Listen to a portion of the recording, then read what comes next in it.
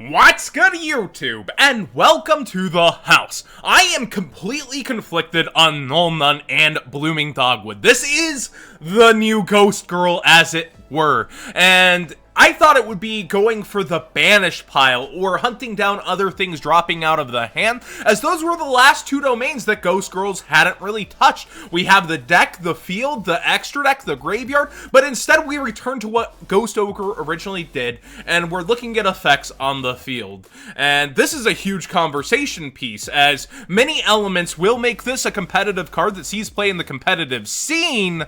However, man, there's gonna be some messed up stuff with her, so let's just go ahead and get into it.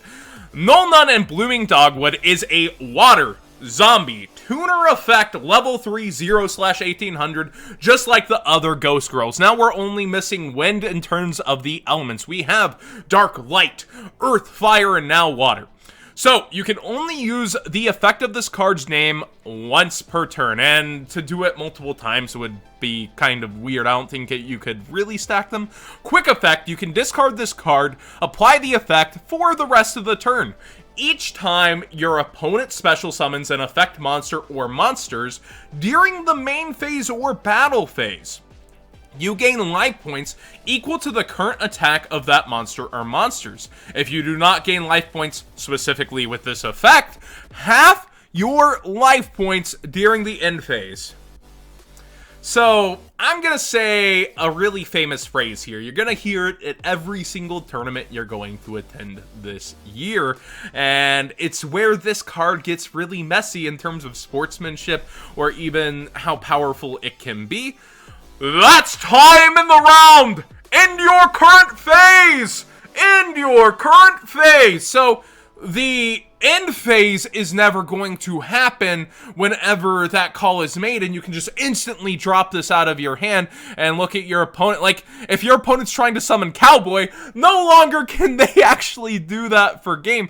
And I think the creation of this card, as it were, is to deter FTKs, a deck that is specifically going to kill you by going for your life points with cards such as Slash Draw, with Cannon Soldier, etc. They're gonna be giving you way more life points per increment than you would end up taking from the cards themselves. So, in theory, this card might have been created as a deterrent to those strategies, but link climbing in and of itself is trying to be combated here. If you see somebody summon, say, an Aqua Dolphin, or they're activating the effect of our new Neos connector to summon Aqua Dolphin, you can pitch this card, you're gonna gain 800 right there. And it's actually going to be reactive before Aqua Dolphin, so Aqua Dolphin can't pluck this out of the hand, as it were. Or you could just pitch it to the a Dolphin normal summon anyways and say, alright, you want to summon Isolde? Do you want to climb that tree? Where it fails compared to Maxx C is it's not offering the user any immediate advantage, and your opponent, while they do get the decision to stop or continue going, they're not losing advantage because of this. They're deciding, can I build / get to board strong enough in order to kill you in time for the life points I'm giving you. Rongo Bongo does thrive on, you know, making the board with itself and Rusty and those kinds of things, but the extra turns could be very nice for the duelist across the table, should they actually still go into Rongo Bongo through this. So the question becomes, how much do you get to set pass against Rongo Bongo, despite having lost this card an advantage already, and then, you know, trying to push back against a board where they get to continue to go up and you don't. So, Maxx C it is not. It does not offer continuous cards back to the user, but I see the elements, I see the comparison, I see where people think this is the next coming of Maxx C.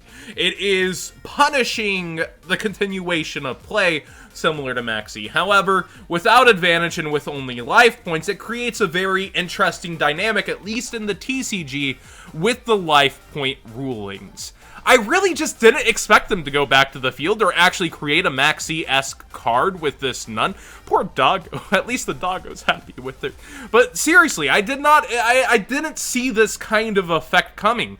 I almost thought they might be done with the Ghost Girls, but leaving 2 elements out would be somewhat weird. But Earth made sense, you know, the cemetery, the graveyard, grounded. You have dark, the extra deck, the looming darkness, the light, what shines on the field. Like, everything attribute-wise kind of made sense a little bit, but then you get into Ash and this. My true and honest feelings are, time is a huge problem. Time, in general, with Yu-Gi-Oh! Has always been a problem. You have the tournament organizers wanting to get the tournament wrapped up, of course, throughout the day, get it running clean, get Duelist home on a decent amount of time. I don't know that this promotes healthy play. I think when players draw this, they're going to start looking at the clock a lot more and abusing that aspect of Yu-Gi-Oh! Personally, I hate this. I make my plays as fast as possible. I'll scoop when I think there's not a chance of me winning so that I have more time to play with later. Not everybody is like this. A lot of people out there are going to abuse the time rules, and this is going to make the competitive scene a little more toxic, in my opinion, a little worse for the wear, and I see this being cited in almost every deck. I think, like, you know, main deck's a bit of a stretch when you have decks like Altergeist still. When you have decks that can normal summon, pass, and pump the like horses out on your opponent's turn, like Tricksstars. Sky Strikers can stop on a dime, as it were, too, when they get shared righted or stuff like that. I really, truly think that this promotes an unhealthy mindset for the TCG, but in the OCG creating this, it doesn't consider perhaps our time rules. And I think that's more where the focus of this conversation should go. It's a difficult place in conversation to have, too. I know there's a lot of, actually, fans that have grown over the time rules.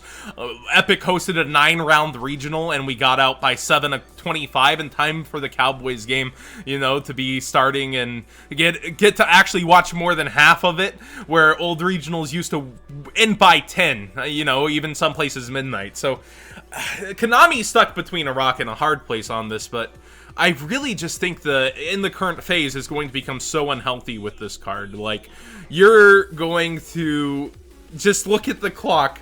There's a minute left. I'm gonna pitch this.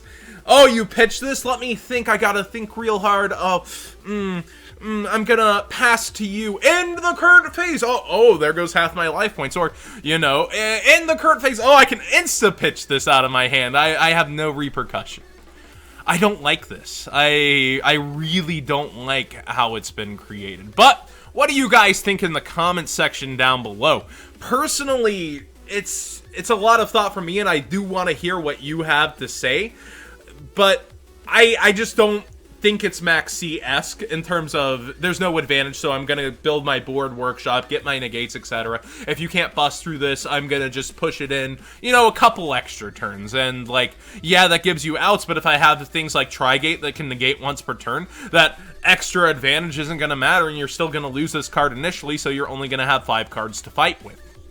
And it's not enough. It's not Maxx C, at least in my eyes. But it will be very, very good nonetheless. I still think competitively it's going to end up side deck. But what do you guys think? Do you guys think I'm maybe overblowing the time in the round aspect as a competitive player? Do you guys think that this is actually a good thing? Like, that you know, it's getting mixed in there? Or do you not really care? Do you just play online and, you know, you take infinite time? And in theory, like, this is where that is optimized, right? On an online simulator, on an online platform where there's not time in the round. Like, as a competitive player, I'm just reading this. And actually, let's see, Yu-Gi-Oh! Organization, of course, doing a great job with their coverage. They said there would possibly be more cards. Nope, there's no more cards here right now. But yeah, there's Blooming Dogwood. Null, and Blooming Dogwood. We're gonna get taken to church here. The Church of Time. Man. Thank you guys so much for watching. There is a P.O. box down below. I did my first P.O. box opening. If you didn't see, along with the last Market Watch, so I'm going to link that down below for you to check that out. Really heartwarming words. And just another Market Watch kind of note here at the end that has nothing to do with any of this, just because I know this is a decently big video. The cost of postage is going up for stamps, and it's going from 50 cents a stamp to 55 cents a stamp, which is a 10% increase, which is actually very huge. So you might actually want to invest if you're thinking about selling on TCG Player, eBay, and you're going to do cards small enough to not be tracked, which is a huge volume of sales for any seller. If you're thinking about doing that, you want to invest in stamps right now, because that's a lot of money to be paying, a 10% hike on all stamps, and it's only going to go up from there. So that's something that I've been thinking about personally, but you might not have considered as a buyer and seller. So if you made it to the end of the video, there's a little, for sure, investment advice. That happens January 29th, I believe, so be sure to get your stamps before then.